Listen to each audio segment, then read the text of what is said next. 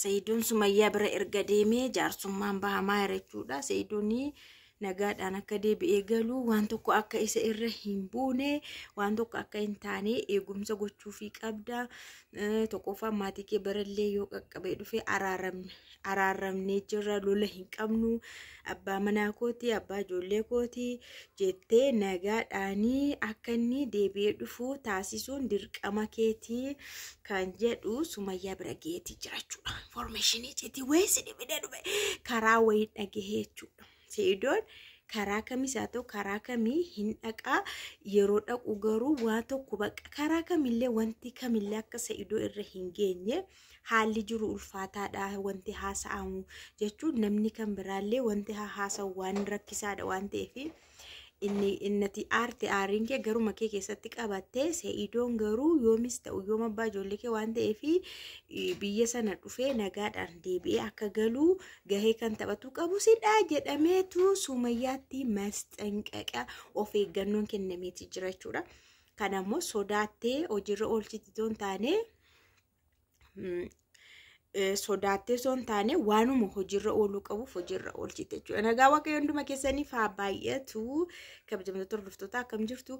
Nagaa keessanii ani baay'ee nagaa galata waaqaa ta'u akkam jirtu? Isin nagaa keessaniin jabaattu miti baga jabaattanii har'a Ramadaan shan geessaniittu ani tsoomne garuma isinii lakkaa jabaadhaa isin jabeessuuf isinii lakkaa jabaadhaa humna isiniif haa dabalu isiniin jedha.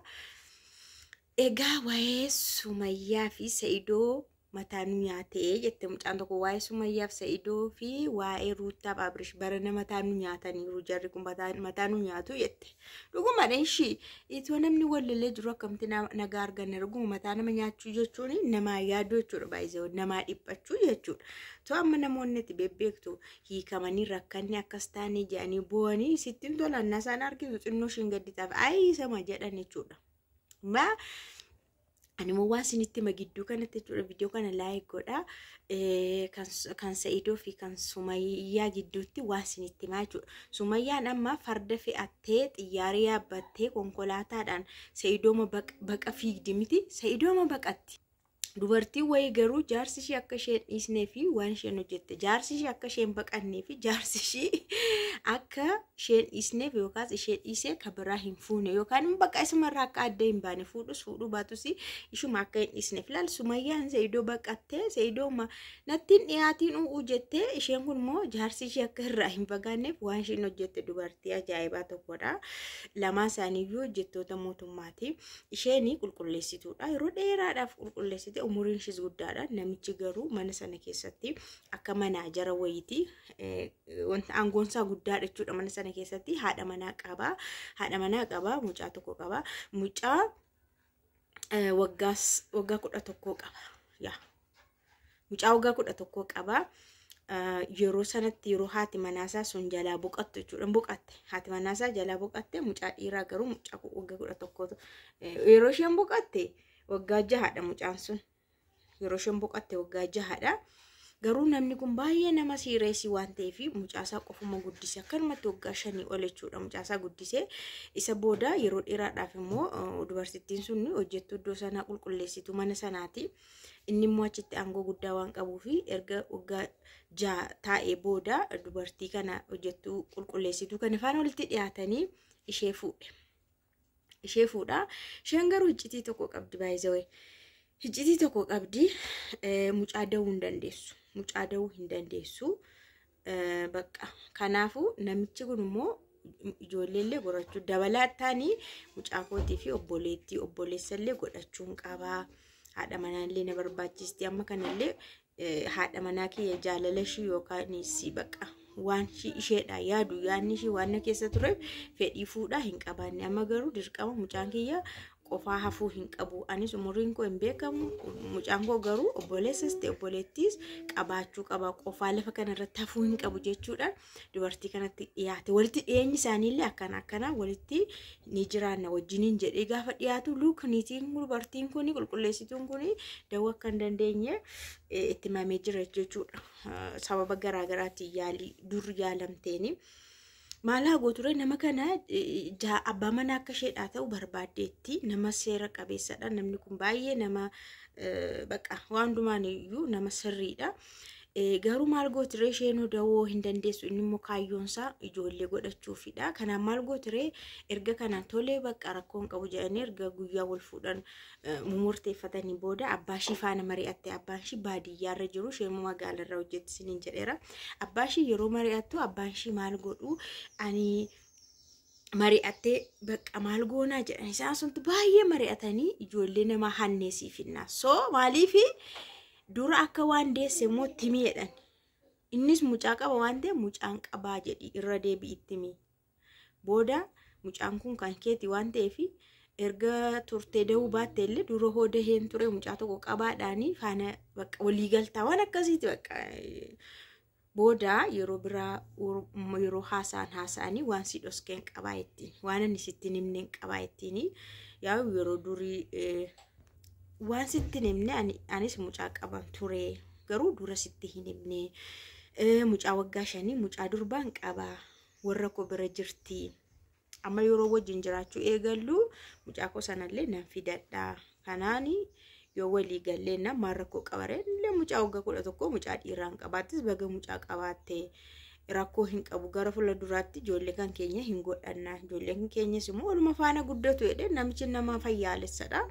Akka kanaan jedhanii namni sun abbaan ishii mucaa waggaa 5 mucaa durbaa naannoo baadiyyaarra naannoo masaaniirraa gargaaree isa aggatan beektumni isa dhoskan jechuudha dhoskanii butanii mucaa kanaa kana hatanii jechuudha dhoskanii hatanii fidanii fi mucaa durbaa waggaa 5 fidanii magaaladhaa fagoorraa fidanii mucaan kun achi teessee ishee bira dhuftee bakka mana tokko jiraachuu eegalan jarris wal fuudhanii jiraachuu eegalan jechuudha. Jireenya isaanii itti fufanii jennaan waggaa 2 3 4 5 6 7 8 mucaa eegnan mucaan hin jiru. Isheen ulfa ta'uu hin dandeessu. Durayyuu baay'ee isheen sobaan nama kana faana jiraachuuf abbaa manaa ishee akka ta'u fettee feekii akka kanaa gootee jechuudha. Bakka namni kun eegee yeroo dadhabu kan biraan bakka mucaa godhachuun barbaadaa jedheen. Mucaa godhachuun barbaadaa humaa ta'uu dideeraan immoo kaayyoon koo mucaadhaa jedhaanii. Amma maal gooti tonkol isheen hojjette jechuudha dubartiin kun waggaa meeqa jiraatan seetanii gara waggaa 9 wayii jiraatan. Mucattiin kun waggaa 14 taateetti. Waggaa 14 taatee inni immoo meeqa ta'e jechuudha yeroo sana meeqa ta'e jechuudha duraan 11 mitiire waggaa meeqa waggaa 18 baay'ee inni waggaa 18 dha yeroo sana isheen kun immoo 15 wayii natti fakkaata 15 taateetti. Ijoollee kana lamaanii akka isaan wal faana jiraatan goote dogoggorsiiste jechuudha.